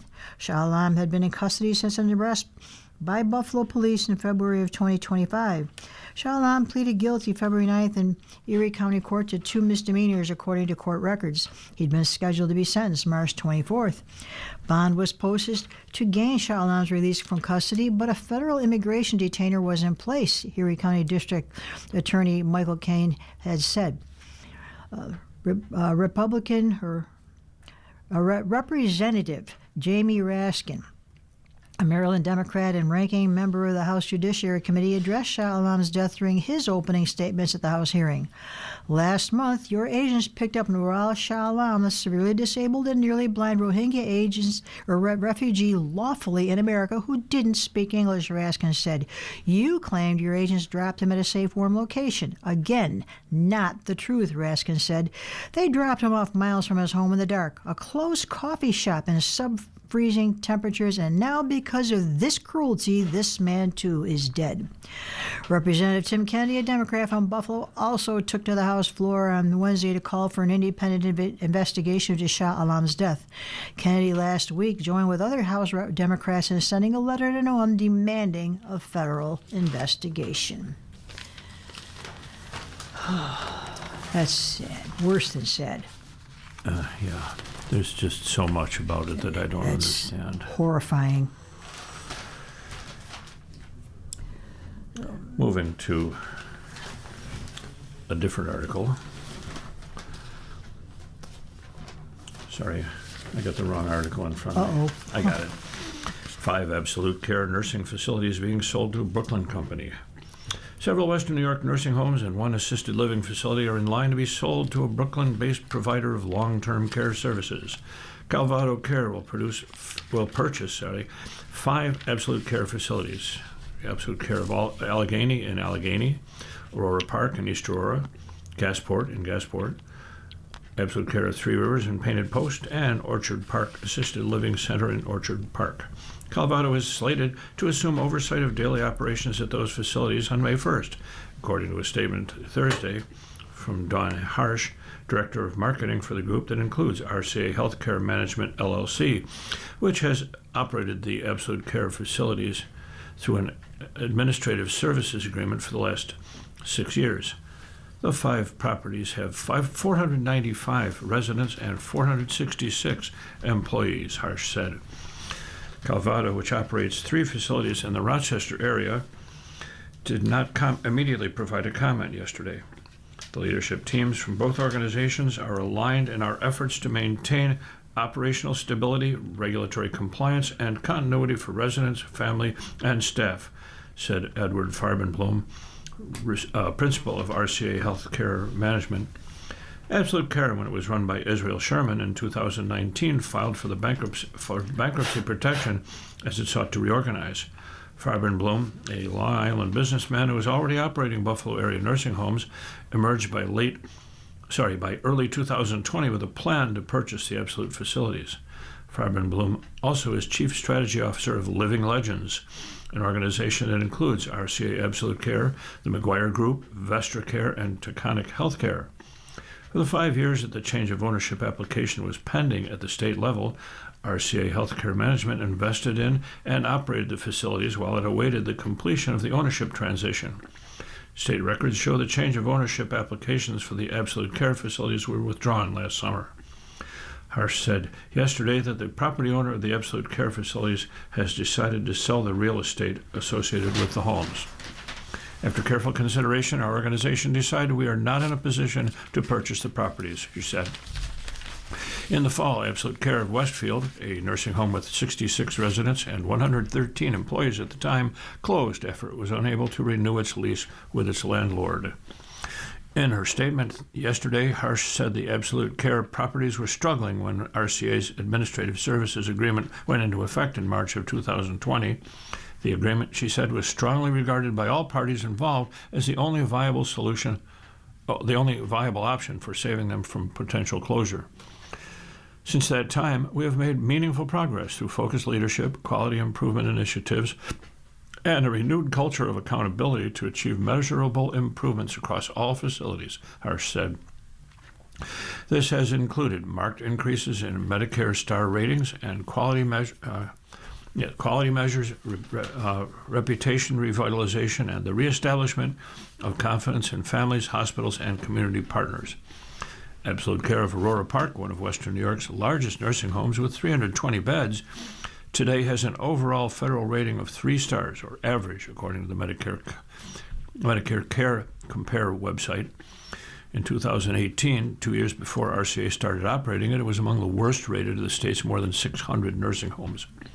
Absolute Care of Allegheny has 5 stars, or much above average, while Absolute Care of Gasport has 2 stars, or below average, and Absolute Care of Three Rivers sits at 4 stars, or above average. According to its website, Calvados Care operates 3 facilities: the 1-star Elm Manor Nursing Home and Rehabilitation in Canandaigua, the 3-star The Brook at High Falls Nursing and Rehabilitation in Rochester, and the 2-star Wedgwood Rehab and Nursing Center in Spencerport. And Mickey follows investigative partner Specht and Lee's Channel 2 News. Charlie Specht isn't the only investigative reporter who left WGRZ-TV, that's Channel 2, this week. Sean Mickey, who worked with Specht on stories, also left the station owned by Tegna. Channel 2 General Manager Mark Manders has declined to return emails asking if the station plans to replace Specht and Mickey with investigative reporters. Manders' silence is nothing new. He hasn't returned emails for some time now. In other words, a news station that supposedly keeps people in power accountable doesn't feel like it needs to be accountable. The potential merger between Tegna and Nexstar, which owns WIVB-TV, Channel 4, and WNLO-TV, which is Channel 23, also made it increasingly difficult to get anyone in leadership positions to speak publicly to avoid saying something that could damage the potential merger that needs FCC approval. And as from Alan Pergament. Yeah, if you're waiting for FCC approval, better keep your place close to the vest. Yeah. Well, it's 16 minutes past the hour. We remind you you're listening to a reading of today's Buffalo News on your Niagara Frontier Radio reading service. We're going to turn to the sports pages. It's off season for the Bills. It's been off season for a couple months now, but there are some things happening. Lance Lazowski reports that receivers expected to be selected in the first, second, and third rounds of the NFL draft met with the Buffalo Bills' top decision makers last week at the scouting combine in Indianapolis. Joe Brady, their newly hired head coach, quizzed the prospects. He and the Bills staff got to know each receiver. One intriguing talent, Louisville's Chris Bell, who's recovering from a torn ACL, arrived Wednesday in Orchard Park to visit the Super Bowl contenders. The Bills showed yesterday, how serious they were about giving their superstar quarterback, Josh Allen, another weapon in their quest to win a Super Bowl. General Manager and President of Football Operations Brandon Beane acquired veteran wide receiver DJ Moore and a 5th-round pick in 2026 from the Chicago Bears for a 2nd-round pick in this draft. The trade will become official Wednesday at the start of the league year. Surrounding your exceptional quarterback with more talented players is never a bad idea. And it's the type of swing the Bills needed to take to elevate the ceiling of their offense for 2026. Moore isn't a superstar like the Vikings' Justin Jefferson. This move is not as tantalizing as a deal for the Eagles' A.J. Brown either. But Moore has nearly every trait the Bills sought in an offseason acquisition, and unlike a draft choice, he will not need time to develop or transition to the NFL. We all saw how infrequently the Bills receivers got open for Allen last season, especially against man-to-man coverage, and whenever tight end Dalton Kincaid was out of the lineup. All too often, for the NFL's reigning MVP, the job looked difficult.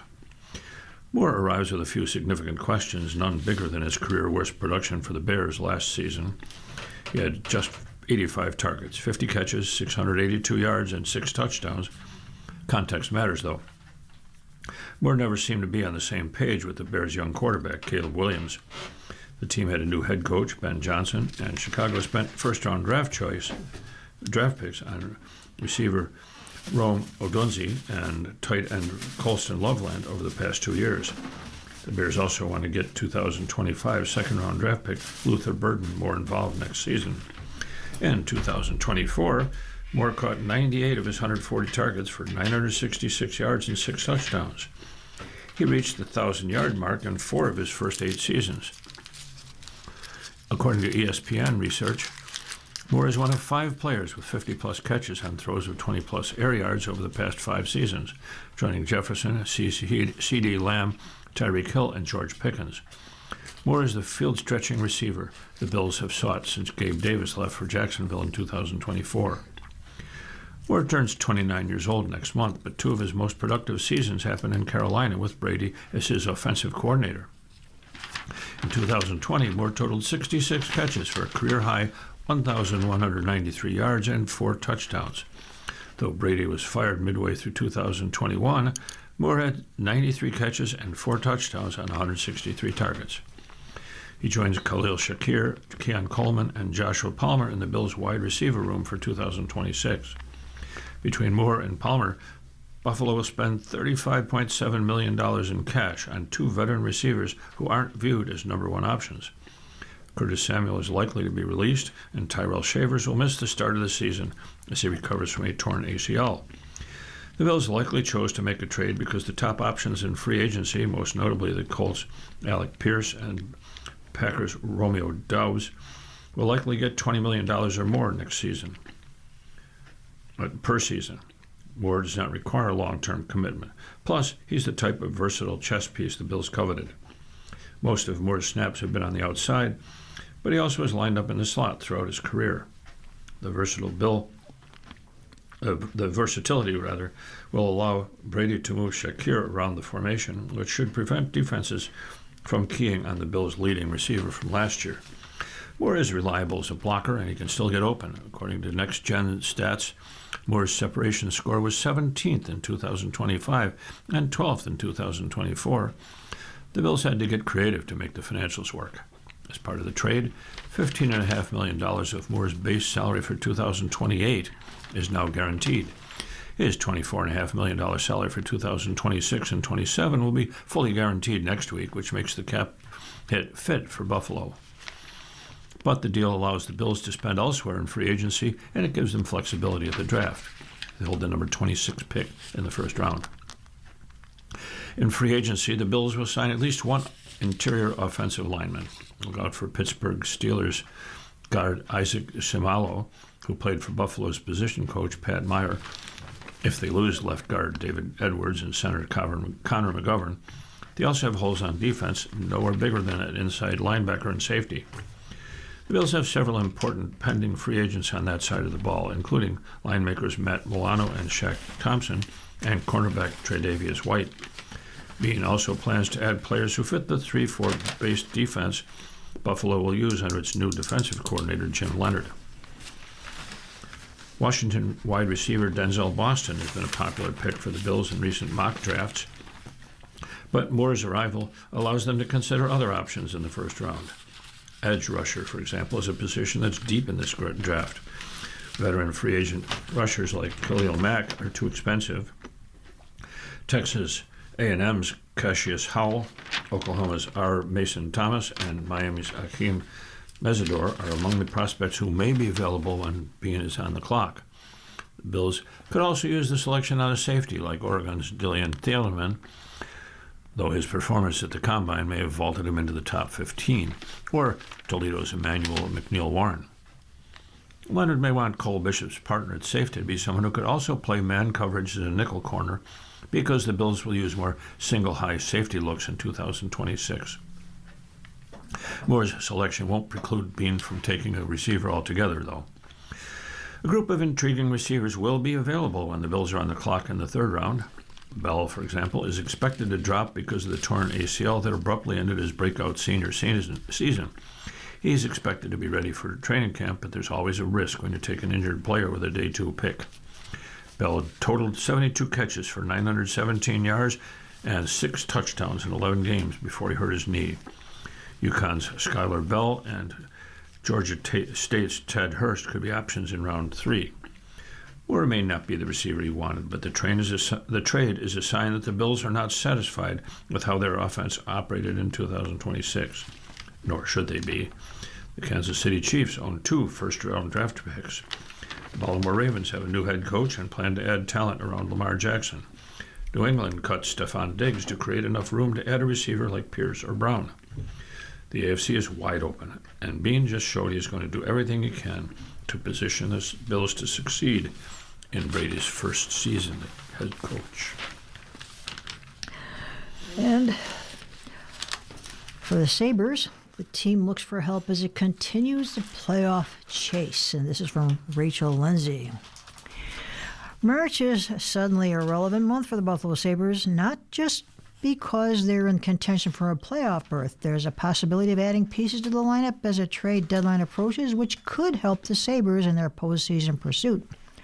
We have a younger group of guys, but I think we've got a lot of strong leaders in the room, guys that have played in big moments and know what it's all about, Sabres defenseman Bowen Byram said ahead of a 7 p.m. game Thursday against Pittsburgh at PPG Paints Arena. We have a really strong leadership group, but veteran guys always help the guys that have been through it as well. Byram has been in this situation before on both sides of the coin. He helped Colorado win the Stanley Cup in 2022. 2 years later, he was part of a trade in which the Sabres sent Casey Mittelstadt to the Avalanche. Now, with the Sabres making a play for postseason, Byram will lend his experience to the Sabres as they navigate the next 6 weeks with 21 games left in the regular season. The Sabres began Thursday in second with the Atlantic Division at 78 points, ahead of Detroit at 77 and behind Tampa Bay at 80. The Sabres play their final regular season game April 15th against Dallas. The NHL's regular season ends April 16th, and the playoffs are scheduled to begin 2 days later. Anybody that's lived it, you understand how important these games get, Sabres coach Lindy Ruff said. You've still got to make plays under pressure, and you feel the importance. I know the players will feel the added pressure, but if you've lived it, you can get over it. He's the guy who's been in these battles before. More short-term, Byram is helping the Sabres as they become buyers instead of ahead of the trade line at 3 p.m. Eastern Time Friday. The Sabres have been linked to separate trades involving St. Louis Blues center Robert Thomas and Blues defenseman Cotton Parayko this week. Both projected trades with the Blues fell through. Multiple reports Friday said Parayko would not waive his no-trade clause, which ended a potential deal with the Sabres. And it's nice to be in a position where you're thinking you could be adding guys to help you win, right? Byram said. At the end of the day, it's out of our control.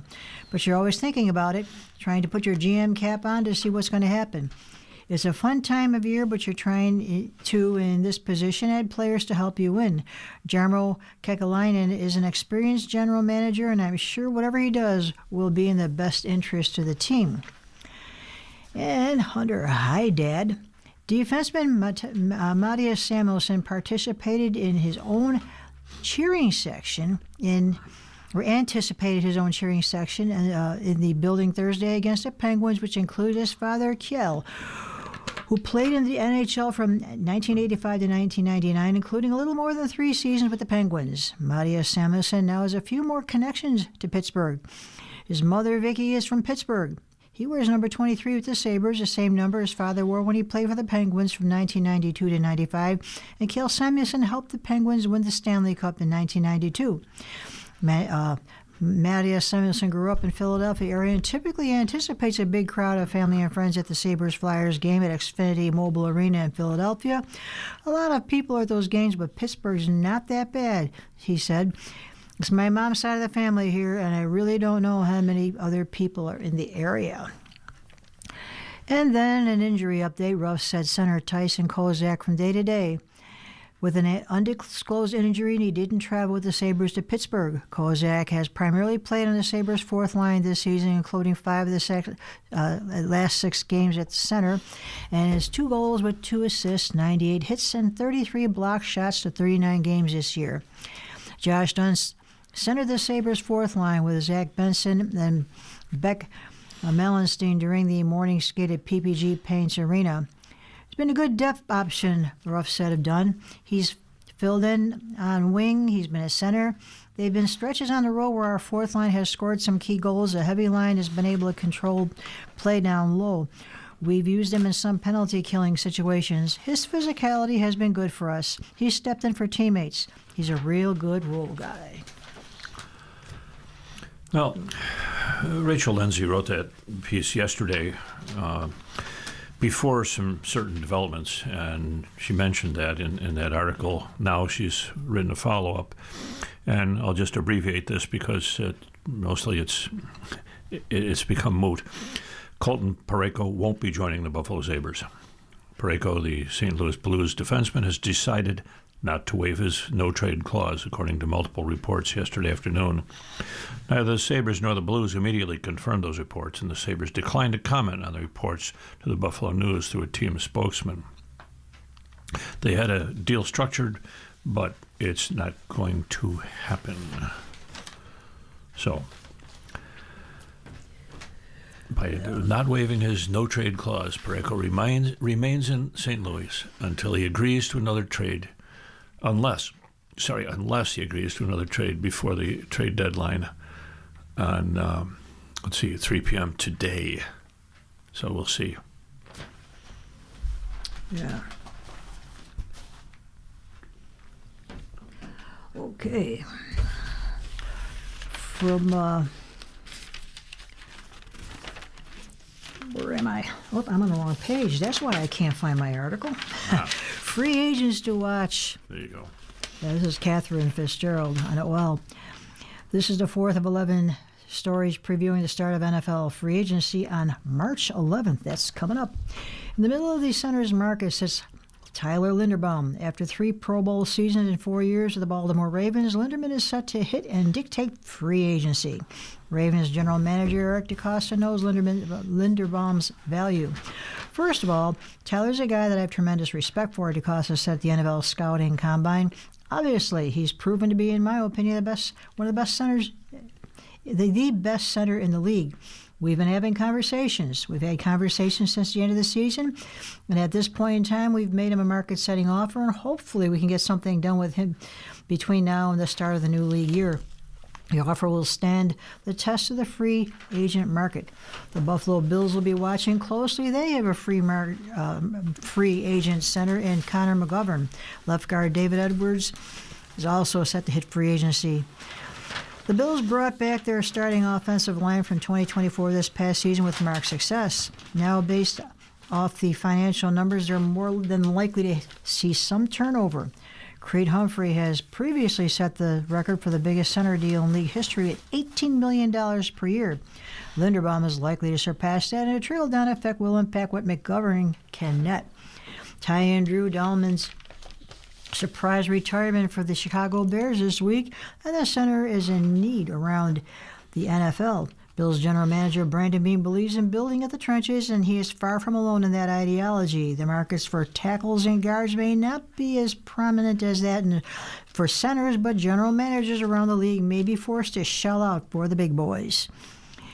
In-house, all eyes are on McGovern and Edwards. Both are ranked notably on lists of pending free agents by national media, and their work together helped Bills running back James Cook secure last season's rushing title.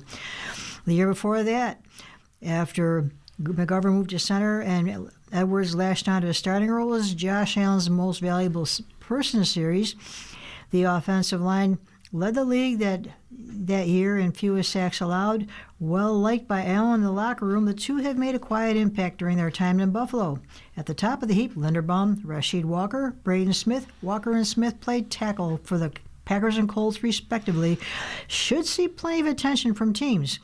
Walker at 6'6", 325 pounds, will just be 26 next season, while Smith at 6'6" and 312 pounds will be 30 and has dealt with some injuries, but he's improved his pass blocking at a 7% increase per ESPN's pass block win rate metric, and he's still a viable option.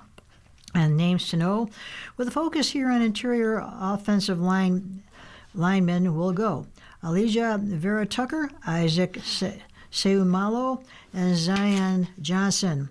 Vera Tucker is 6'5" and 308 pounds, as good as he can get, stay healthy. That's a big if, it seems, as he missed all of last season with a torn biceps and has 2 other season-ending injuries in 5 years. Still, the former first-round pick should be worth a prove-it deal. Seumalo, at 6'4" and 303 pounds, has played for Buffalo's new offensive line coach, Pat Meyer, in Pittsburgh. Seumalo, 32, has played both right and left guard, but he's coming off of 3 seasons at starting at left guard. Johnson, at 6'3", 316 pounds, will have to answer for a subpar performance in the playoffs to end his season, but the Chargers guard took a step forward overall last season. And under the radar, Wyatt Teller, Daniel Fairlell. Too soon to mention Teller. He's been a sore subject for the Bill fans since he reached All-Pro status after the team traded him to Cleveland. He has already posted his goodbye to the Browns, and while 2025 was not his strongest season, he boasts more than 100 starts. Fairlell's giant presence at 6'8" and 370 pounds made him a draft darling for many, but he still has some metaphorical growing to do. Certainly not up. 6'8". Yeah. It's a tall one. Big boy. Yeah, he probably ducks when he walks through doorways. You're listening to a reading of today's Buffalo News on your Niagara Frontier Radio reading service. At 34 minutes past the hour, we're going to look for some advice from Eric. Okay. Dear Eric, my husband has 2 sisters. One sister's adult son and daughter have always been mean to me. It started when the niece and my son, by my first marriage, dated about 5 times. She talks negatively about everyone and everything. He also told me he did not want to cause any family problems, but he also did not want to date her. I told him, do what you need to do as far as dating. Now, 20 years later, she and her brother are still rude and condescending toward me. The last time I saw them at a funeral, I invited the nephew to come and visit. He replied, it will never happen. It hurts. I have spoken to my husband about their behavior. He just says we will have nothing to do with them. His sister, their mother, has passed, but now we will be seeing them at a family funeral. I dread going. I'd rather stay home. My husband insists I go. It's a 4-hour drive. Should I ask them to walk outside and try to find out why they are so mean? Or should I keep ignoring them? I only see them every couple of years. Talked about Aunt. Dear Aunt, it's best to go to the funeral to support your husband and pay respects to the grieving family, but you don't have to engage with the adult children who've been unkind to you. It takes a lot of energy for them to hold such a deep grudge over a failed relationship, if one can call 5 dates that. That's clearly an engine that is going to run whether you put gas in it or not. At this point, it's probably wise to chalk this up to a them problem. I know it hurts to be condescended to, but I think you'll be setting yourself up for more hurt by trying to push a conversation, especially since they have so far resisted having one. Since you don't have to see them very much outside of this funeral, try as best you can to put them and this relationship out of your mind. Some people just don't mix, and from your telling, you have nothing to make amends for. Best to just say, I'm sorry for your loss, and then go to be with people who respect you, your husband, his second sister, and others. Well, next letter. Dear Eric, I've been best friends with Vera for more than 35 years. She was a great support when I went through a divorce in my late 30s and always was insightful. Throughout our friendship, she was always trying to help everyone, and in the majority of cases, it was unsolicited and unwanted. Over the years, I've watched her friends distance themselves by severely limiting how much they interact with Vera. Several of her siblings are a mess, and she has always bailed them out. I am now almost 68 years old, and Vera has worn me out. I found that if I speak with her more often than every 5 to 6 weeks, she cannot control herself and offers unsolicited advice and suggestions. I have to mentally prepare myself prior to calling. I no longer share personal information because she wants to dissect and insert herself. I have very clearly told her to back off with the advice. She thinks I am angry. I have explained I'm very annoyed and that she cannot or will not respect that I don't need fixing. In spite of me clearly and repeatedly telling her I would like her advice, I will ask but would just prefer an ear. I'm at the point where I am seriously considering letting this friendship fade away. What to do? Tired of being fixed. Dear Fixed, one question that everyone should have tucked away at all times is, are you looking for advice or do you just want to be heard? There is a vast difference, and respecting it is crucial, as you've shown. Giving advice when none is asked for or wanted often undercuts any usefulness that the advice may have been, because it also communicates to the other person that their problems and their boundaries aren't being respected. It says, I know what's best and you don't. That's not productive. You've communicated with Vera what you need and want in terms of feedback, and she has so far chosen not to respect that. It may be that she can't help herself, and this friendship has run its course. Try to tell her that you're at your breaking point. Vera, I appreciate your friendship, and I know your heart is in the right place, but I've asked you not to give me unsolicited advice. If that's not something you can respect, I can't engage with you anymore. Yeah. Some people don't intend to be difficult, but they are. Now back onto the front page. Drug overdose deaths plummet in Erie County. Now, this is from Sandra Tan. Amanda Stabler marvels that she's still alive. First hooked on drugs as a Lancaster high school student, she's been homeless, slept under bridges, and been rescued with Narcan over and over and relapsed after rehab stays. For some reason, I always woke up, she said of her 14 wrestling with drug addiction. I was the lucky one. I don't know why, but I had to make good use of the opportunity that I was given. Clean for nearly 3 years now, Stabler has since graduated with an associate degree from the SUNY Erie Community College and plans to pursue a social work career. She's also part of a growing number of people who are surviving drug addiction, and that may be due to more than just luck. While preventing overdose deaths remains a struggle, for the second year in a row, the number of deaths is falling. Last year, Erie County recorded its sharpest one-year decline in overdose deaths since the opioid crisis first unfolded a decade ago. The latest numbers from the Erie County Health Department for the last year show a one-third decline from all drug deaths, primarily due to the reduction of fentanyl-related fatalities. The 33% decline is not just the largest percentage decrease in overdose deaths in a decade, but it represents the first time the county saw deaths fall by more than 100 residents year over year. Health Department data shows a reduction of 116 deaths from 2024 to 2025. It was really like a mid-2024 when deaths fell off a cliff, said Jason Muirlin, a data analyst for the Erie County Health Department and Division of Harm Reduction. And then it was, okay, is this just a temporary phenomenon? Then it persisted into 2025. These declining numbers over the past 2 years are not unique. They follow the same downward trend lines in New York State and for the nation. In both cases, 2023 represented a peak year for overdose drug deaths. Erie County reached its peak year with 435 deaths. Provisional data from the U.S. Centers for Disease Control and Prevention comparing September 2024 with September 2025 predicted an annual decline in U.S. drug deaths by 18.9%, and an even steeper predicted decline in New York of 35.4%. No one cause has been cited, though experts following the issue have pointed to increased disruption from supply chains, a crackdown in supplying key ingredients needed to make synthetic opioids like fentanyl, changes in the makeup of what's being mixed into street drugs, wider availability of rescue drugs and treatment, and safer drug use habits by those still struggling with addiction. Stabler had been addicted to Lortab.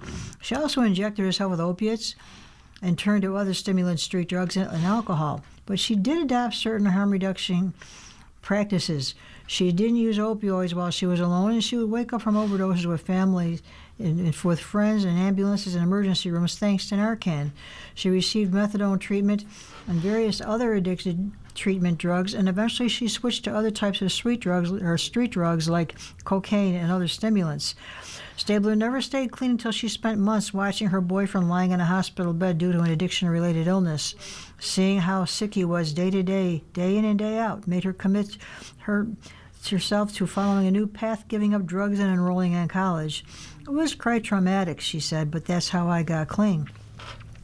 In Erie County, Harm Reduction Director Angela Dieter said that expanded outreach efforts, ongoing coordination, and support from county to community partners and the widespread distribution of Narcan have also contributed to the decline in deaths.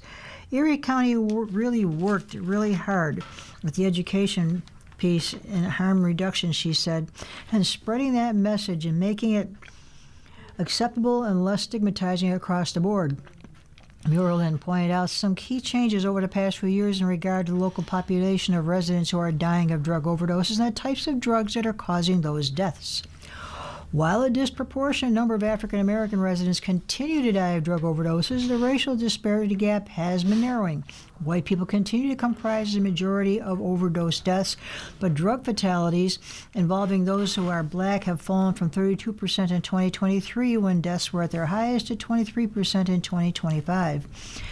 That percentage of local residents dying from cocaine spiked with synthetic opioid drugs has sharply declined. Nearly 60% of overdose deaths were attributed to cocaine-fentanyl drug mix in 2023, accounting for 255 lost lives in Erie County and sparking a Detect to Protect cocaine awareness campaign in 2024. In 2025, the percentage has dropped to 38%. Given the decline in deaths overall last year, the 38% of cocaine-fentanyl drug deaths accounted for 75 people. Stahler said, normalizing conversations about addiction and treatment is important. Harm reduction tools for protecting people addicted to drugs isn't different from seatbelts for drivers or washing hands when touching raw meat in the kitchen, she said, and it all helps save lives. Everybody matters, she said. People hear, oh, somebody overdosed and, well, they should have been using drugs. Well, it's not that simple. People don't wake up one morning and decide they want to be a drug addict today. Stahler says she's grateful for the treatment services and harm reduction tools that exist and wants more money from opioid settlement funds going to support those community needs. She also appreciates the availability of longer-acting addiction treatment medication like buprenorphine injections that block both drug highs and withdrawal symptoms for a month. What people struggling with addiction need is time, she said, and that's what these resources provide. Many of her former drug-using friends from her younger days have gotten clean. And Stahler is looking forward to attending school at SUNY Buffalo State this fall to complete a degree in social work.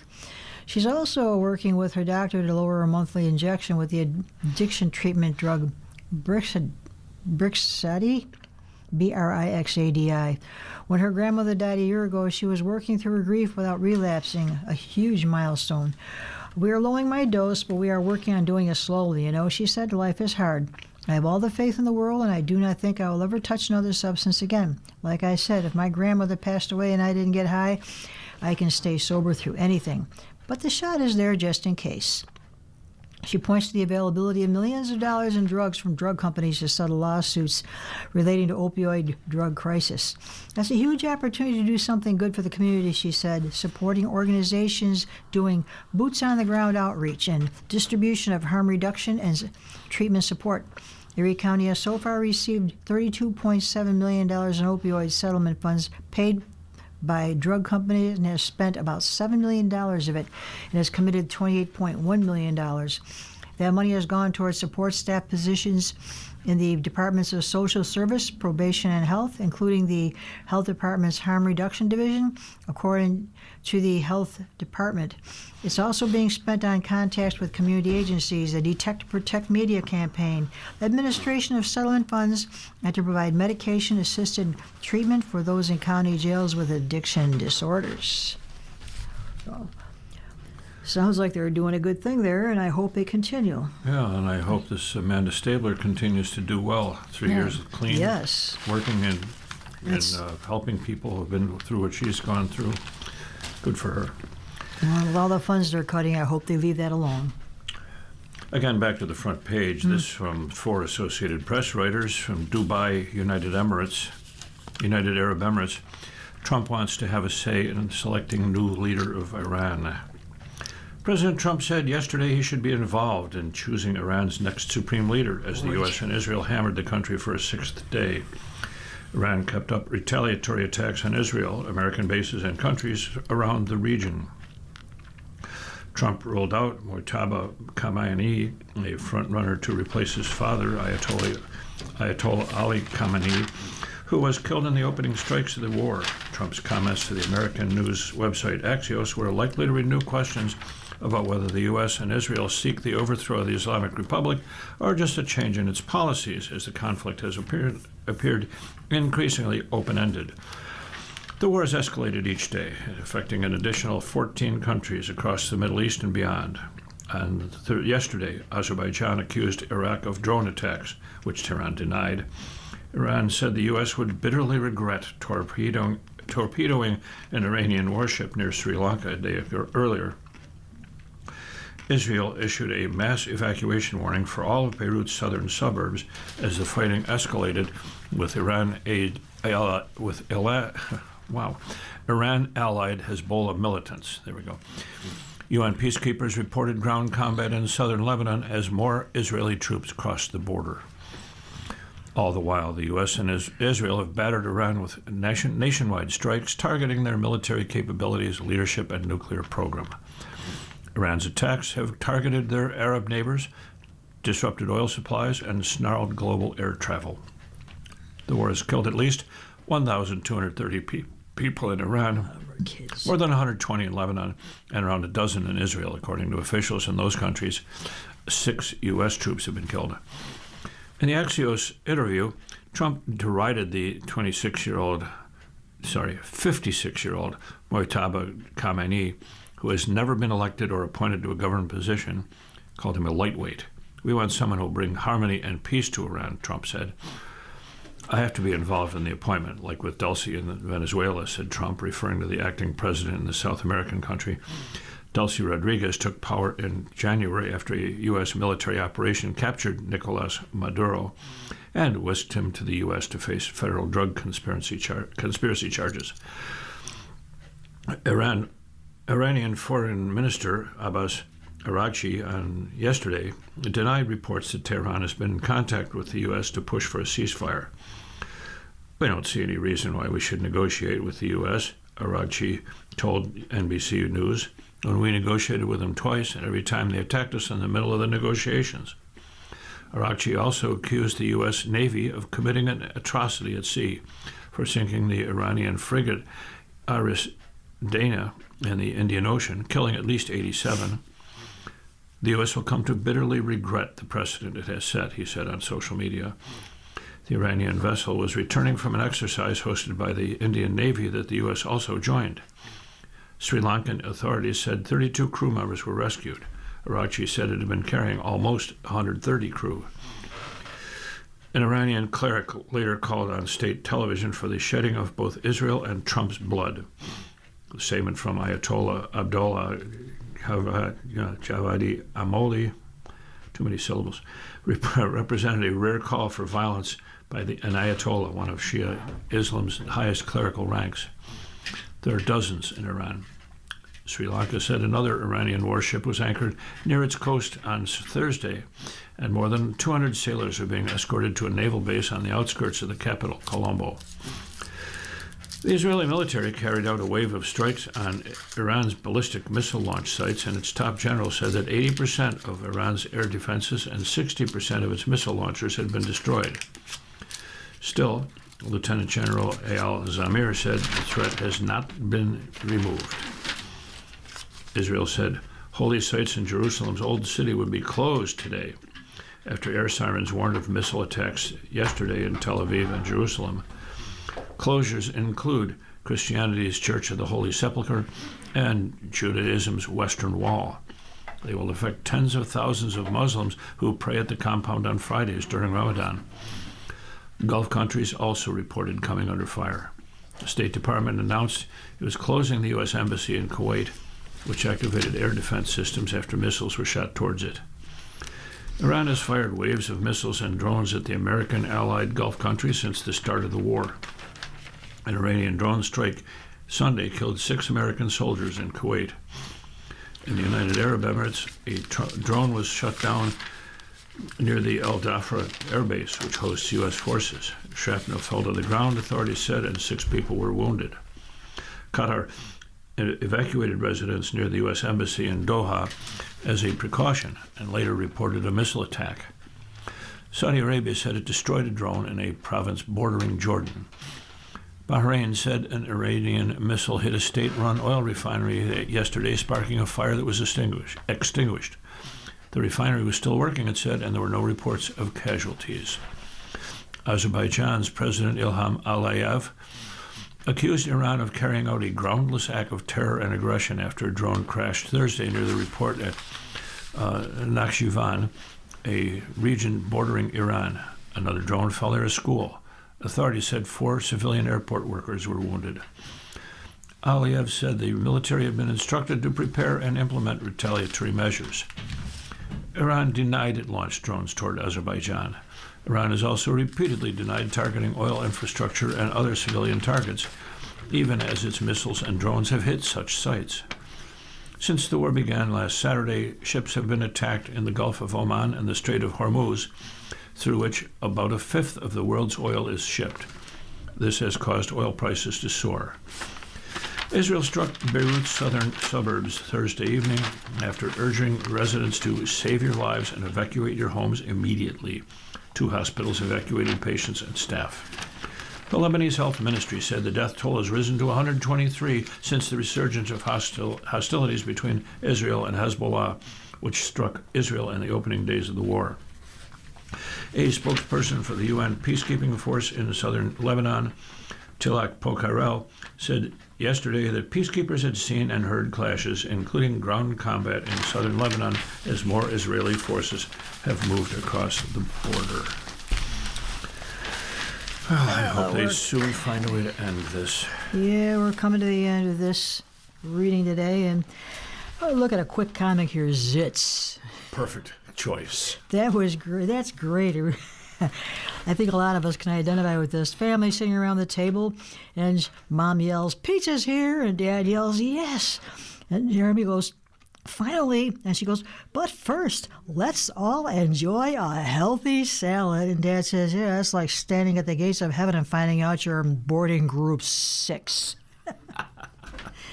Oh, well. Yeah. So you've been listening to a reading of articles and features from the Buffalo News from today, Friday, March 6th of 2026. We read the Buffalo News live on weekday and Sunday mornings at 9 a.m. and rebroadcast at 4 p.m. For more information, please call us at 716-821-5555. Your readers today have been Don Williams and J.J. Patek, and thank you for listening. If you or people you know shop at any of the next couple weeks.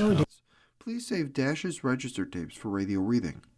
Our agency receives $2 for every $100 in Dash's register tapes. Radio reading has raised thousands of dollars so far. Anyone can drop off their Dash's tapes to the Niagara Frontier Radio Reading Service at 1199 Harlem Road, Cheektowaga, between William and Clinton Streets. Or Dash's tapes can be mailed to the Niagara Frontier Radio Reading Service at 1199 Harlem Road, Cheektowaga, New York, 14227. Any questions on Dash's tapes for radio reading? Call us at 716-821-5555, and thanks for caring.